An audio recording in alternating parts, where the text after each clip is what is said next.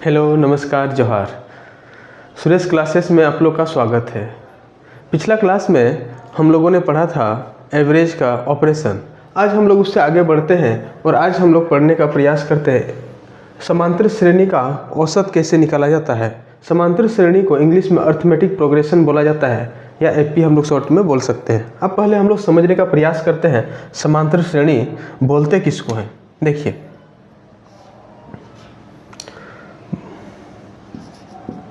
बराबर या समान रूप से सीरीज का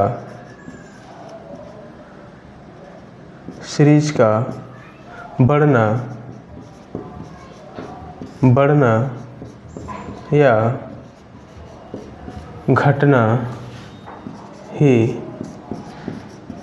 समांतर श्रेणी या एपी कहा जाता है। अब इसका मतलब देखिए, ये तो आपको परिभाषा हो गया। समान या बराबर रूप से सीरीज का बढ़ना या घटना ही क्या कहलाता है? समांतर श्रेणी कहलाता है। जैसे आप देखिए क्या है, 2, 4, 6, 8, 10 इस तरह से बढ़ते चल रहा है। अब ये देखिए, ये क्या है? बढ़ते क्रम में है। ये जो है ये किस में है? बढ़ते क्रम में है, ठीक है। इसके बाद ये तो बढ़ते क्रम में, ये क्या है? एक सीरीज में है इसको, क्योंकि देखिए गैप क्या होता है समांतर श्रेणी में? गैप क्या होता है? बराबर होता है। यहाँ पे देखिए 2 का गैप है, यहाँ पे 2 का गैप है, यहाँ पे 2 का गैप है, 2 का गैप चलते जा रहा है। अब ऐसा नहीं है कि मतलब ये बढ़ते क्रम में ही रहेगा तभी हम लोग समांतर श्रेणी कहेंगे, ऐसा नहीं है। घटते क्रम में भी, जैसे देखिए -2, -4, -6, -8, -10 ये भी किस में है? ये भी समांतर श्रेणी में इसको बोल सकते हैं, लेकिन ये किस में है? घटते क्रम में है। ये जो है ये किस में है? घटते क्रम में। अब यहाँ भी देखिए, यहाँ भी 2 का गैप है, यहाँ भी गैप क्या है? तो हम लोग ये बोल सकते हैं समांतर श्रेणी में क्या होगा? गैप जो होगा वो क्या होगा? बराबर होगा। समांतर श्रेणी में गैप क्या होगा? बराबर होगा। अब यहाँ पे देखिए, अब बराबर होगा या तो वो बढ़ते क्रम में होगा या फिर वो किस में होगा? घटते क्रम में होगा। तो समांतर श्रेणी के बारे में हम लोग बेसिक थोड़ा सा समझ गए कि समांतर श्रेणी कहते हैं किसको है? बराबर या समान रूप से सीरीज का बढ़ना। देखिए 2, 4, 6, 8, 10 या घटना -2, -4, -6, -8, -10 चलते जा रहा है, उसी को हम लोग क्या बोलते हैं? समांतर श्रेणी बोलते हैं। अब औसत में देखिए समांतर श्रेणी का प्रयोग हम लोग कैसे करेंगे। औसत में समांतर श्रेणी का यूज किस तरह से होता है? एक आप लोग याद रखिए, समांतर श्रेणी का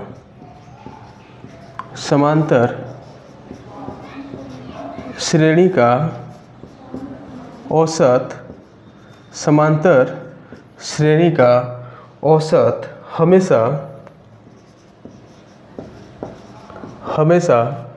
मिडिल टर्म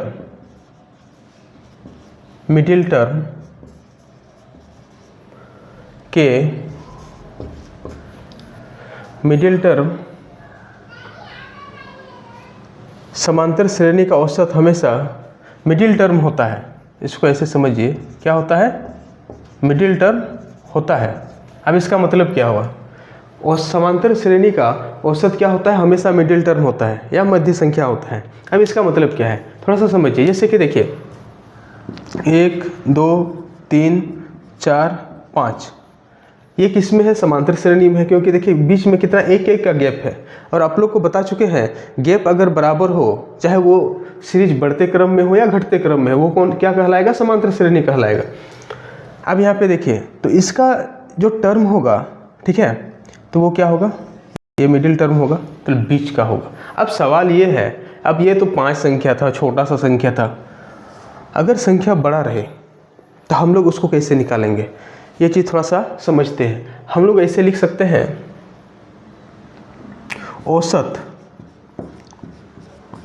औसत जो होगा, अगर सीरीज किस में रहे? एपी में रहे, सीरीज अगर एपी में रहे तो औसत क्या होगा, प्रथम पद प्लस अंतिम पद, प्रथम पद प्लस अंतिम पद डिवाइड 2। ये क्या होता है, इसका फॉर्मूला होता है। हम लोग को ये क्या करना है, याद रखना है। जैसे आप देखिए सेम फार्मूला हम लोग इसमें अप्लाई करते हैं। अब से एवरेज हो गया, एवरेज बराबर प्रथम पद कितना है 1 है, अंतिम पद कितना है 5 है, इसको डिवाइड करना 2 से, कितना आ गया 3 आ गया। अब यहाँ पे देखिए मैंने क्या कहा, समांतर श्रेणी का औसत हमेशा क्या होता है, मिडिल टर्म होता है।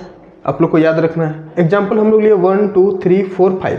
अब क्योंकि यहाँ पे गैप बराबर है तो हम लोग का जो 5 टर्म है, आगे 2 और पीछे 2, बीच में गैप 3 है, तो उसका औसत क्या हो जाएगा 3 हो जाएगा। अब सवाल है ये तो 5 संख्या था, 100 संख्या रहे तो उसमें हम लोग लिख के तो देख नहीं सकते हैं, इसलिए एक फार्मूला ये होता है औसत कब, एपी में, जब समांतर श्रेणी में प्रथम पद प्लस अंतिम पद डिवाइड 2 करेंगे तो हम लोग का औसत आ जाएगा।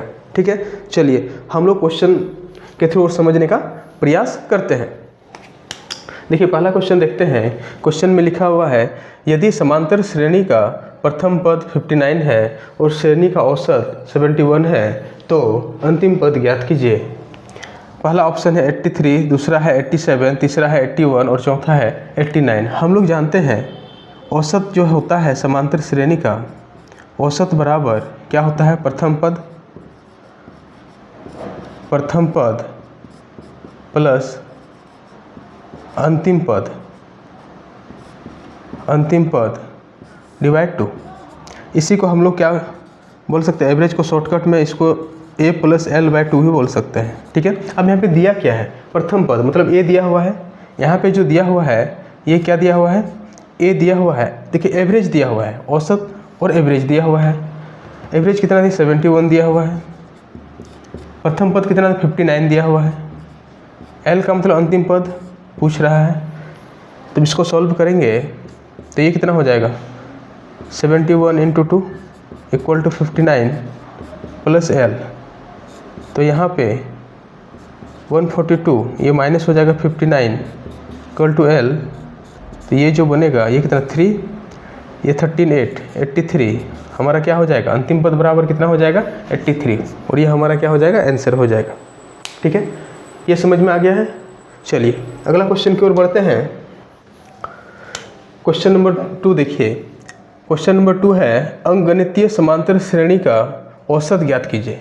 ठीक है, जिसका पहला पद या प्रथम पद कितना दिया 45 दिया हुआ है, अंतिम पद कितना दिया 57 दिया हुआ है, तो हम लोग को क्या निकालना है, औसत निकालना है। तो हम लोग एवरेज बराबर हम लोग क्या जानते हैं, a प्लस एल बटे 2, यही हम लोग जानते हैं। अब यहाँ पे देखिए एवरेज जो होगा, पहला पद कितना है 45 है और अंतिम पद कितना है 57 है, इसको डिवाइड करेंगे 2 से, इसको ऐड करेंगे तो 7 5 12, ये हो जाएगा 102, तो ये हो जाएगा 51। हमारा आंसर क्या हो जाएगा 51 हो जाएगा। अब यहाँ पे देखिए ये क्वेश्चन कब है, आरपीएफ कांस्टेबल 2019 का पूछा हुआ क्वेश्चन है। ठीक है, ये समझ में आ गया होगा। अगला क्वेश्चन की ओर बढ़ते हैं। क्वेश्चन नंबर 3 देखिए। क्वेश्चन नंबर 3 जो है वो क्या दिया हुआ है, 9 के प्रथम 30 गुणांकों का औसत क्या है। ये देखिए आरआरबी एनटीपीसी 2016 में पूछा हुआ क्वेश्चन है। पहला ऑप्शन है 142, दूसरा ऑप्शन है 138.5, तीसरा ऑप्शन है 139.5 और चौथा ऑप्शन है 143.5। अब यहाँ पे देखिए गुणांक दिया हुआ है, गुणांक मीन्स क्या होता है, मल्टीपल होता है। अब 9 का कितना मल्टीपल बोल रहा है, 30 मल्टीपल। अब मल्टीपल का मतलब क्या होता है, पहाड़ा। अब देखिए कितना तक पढ़ना है, 30 तक। अब देखिए इसको कैसे सॉल्व करेंगे, 9 पहला हो जाएगा, दूसरा 18 हो जाएगा, तीसरा 27 हो जाएगा, चौथा करेंगे तो 9 जो 36 हो जाएगा। इस तरह से कहाँ तक जाएगा, 30 तक जाएगा। तो 30वां जो पद होगा वो क्या होगा, 270 होगा। अब यहाँ पे देखिए दोस्तों, अब यहाँ पे एक चीज़ देखिएगा तो हर जगह किसका गैप होगा, 9 का ही गैप होगा समान रूप से। अब ये किस में बढ़ते क्रम में है। अब जब समान रूप से गैप रहे तो उसको हम लोग एपी के द्वारा सॉल्व कर सकते हैं। जब एपी के द्वारा सॉल्व कर सकते हैं, एवरेज हम लोग निकाल सकते हैं ना दोस्तों। एवरेज क्या निकाल सकते हैं, प्रथम पद ये क्या होता है, a प्लस एल बाई 2 होता है। अब यहाँ पे देखिए a की जगह पे कितना है 9 है, लास्ट टर्म या अंतिम पद कितना है 270 है। इसको सॉल्व करेंगे 2 से 279/2 तो ये कितना हो जाएगा 139.5। हमारा आंसर क्या हो गया, आंसर हमारा सी हो गया। ठीक है दोस्तों, चलिए हम लोग का अगला कंसेप्ट जो है वो है अभाज्य संख्या या प्राइम नंबर। अभाज्य संख्या या प्राइम नंबर का औसत कैसे निकाला जाता है। देखिए अभाज्य संख्या इंग्लिश में इसी को बोलते हैं प्राइम नंबर। ठीक है, अभाज्य संख्या या प्राइम नंबर का औसत कैसे निकाला जाता है। पहले तो आप लोग समझिए अभाज्य संख्या किसको बोलते हैं। अभाज्य संख्या में नंबर का सिर्फ 2 गुणनखंड होगा, एक तो खुद होगा और दूसरा क्या होगा 1 होगा। ठीक है, जिसका गुणनखंड 2 होगा उसी को हम लोग क्या बोलेंगे, अभाज्य संख्या बोलेंगे। ठीक है, अब यहाँ पे एक चीज़ देखिए, अभाज्य संख्या का क्वेश्चन जब भी आप लोग को देखने को मिले, ठीक है, अभाज्य संख्या का क्वेश्चन जब भी आप लोग को देखने को मिले तो आप लोग हमेशा बेसिक से सॉल्व कीजिएगा। किसे सॉल्व करना है, बेसिक से सॉल्व करना है, बेसिक से सॉल्व करना है। अभाज्य संख्या के लिए कोई फार्मूला नहीं होता है। जो हम लोग पढ़े हैं औसत बराबर, हम लोग क्या पढ़े हैं, औसत बराबर हम लोग का जो बेसिक है, औसत बराबर क्या पढ़े हैं, सभी पदों का योग, सभी पदों का योग बटे पदों की संख्या, पदों की संख्या, यही पढ़े हम लोग।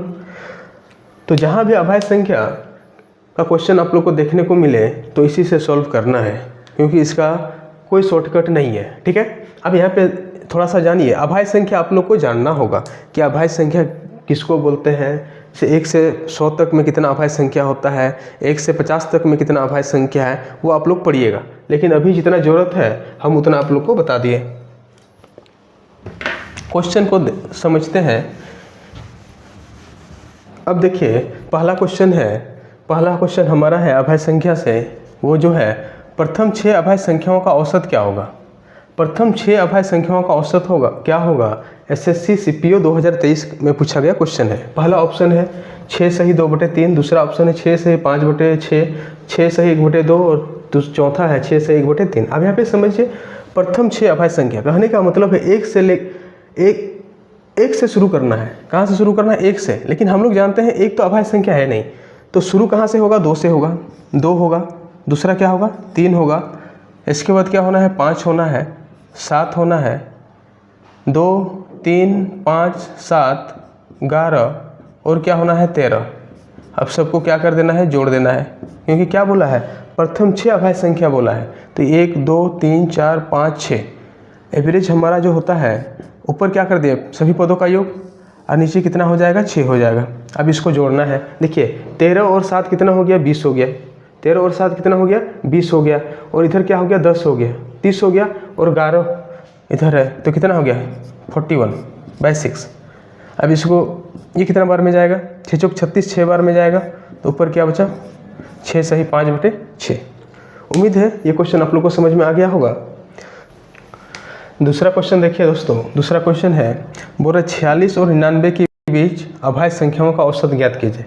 अब यहाँ पे आप लोग को 100 तक कम से कम अभाज्य संख्या पता होना चाहिए क्या क्या होता है। पहला ऑप्शन क्या है 80.27, दूसरा 82.70 और तीसरा है 70.82 और चौथा है 72.80। ये एसएससी एमटीएस 2023 में पूछा हुआ क्वेश्चन है। अब आप लोगों को क्या करना है, देखिए के बीच लिखा हुआ है, के बीच का मतलब होता है पहला और अंतिम को क्या करना है, नहीं लेना है। जब पहला और अंतिम को नहीं लेना है, वैसे भी यहाँ पे 46 और 99 कोई अभाज्य संख्या है नहीं। जब 46 और 99 अभाज्य संख्या नहीं है तो हम लोग का पहला अभाज्य संख्या क्या होगा 47। पहला अभाज्य संख्या क्या होना है 47, इसके बाद क्या होगा 53, इसके बाद क्या होगा 59, इसके बाद क्या होगा 61, इसके बाद हमारा जो है क्या होगा 67, हमारा क्या होगा 67, इसके बाद क्या होगा 71, इसके बाद 73,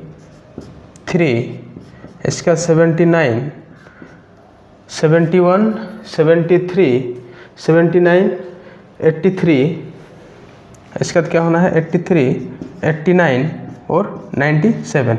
ये आप लोग को याद करना पड़ेगा। कितना संख्या हो गया?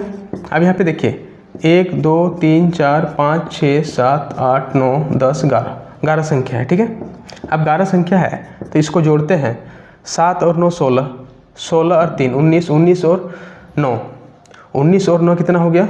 19 और 9 28, 28 और 3 31, 31 32, 32 और 7 32 39 40 39 42, 42 और 7 42 और 7 जो हमारा होगा कितना होना है? 49 होना है। देखिए 7 और 9 कितना हो गया? 16, 16 और 3 19, 19 और 9 19 और 9 19 9 28, 28 और 3 31, 31 32, 32 और 7 39 40, 40 और 9 40, 40 40 9 49, 49 49 और 3 49 3 52, 52 और 7 59। तो ये कितना हो गया? 5, ठीक है।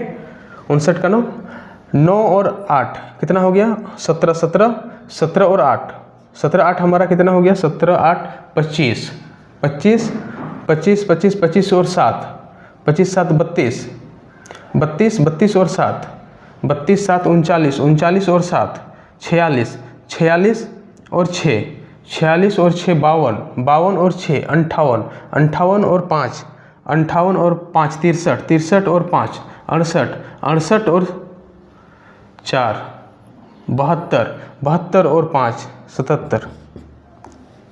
अब इसको कितना से डिवाइड करना है? 11 से डिवाइड करना है। अब इसको डिवाइड करेंगे तो ये 70 पॉइंट कितना हो जाएगा? 82। और ये हमारा क्या हो जाएगा? आंसर 3 हो जाएगा। उत्तर हो जाएगा आंसर 3, ठीक है। अगला क्वेश्चन देखते हैं।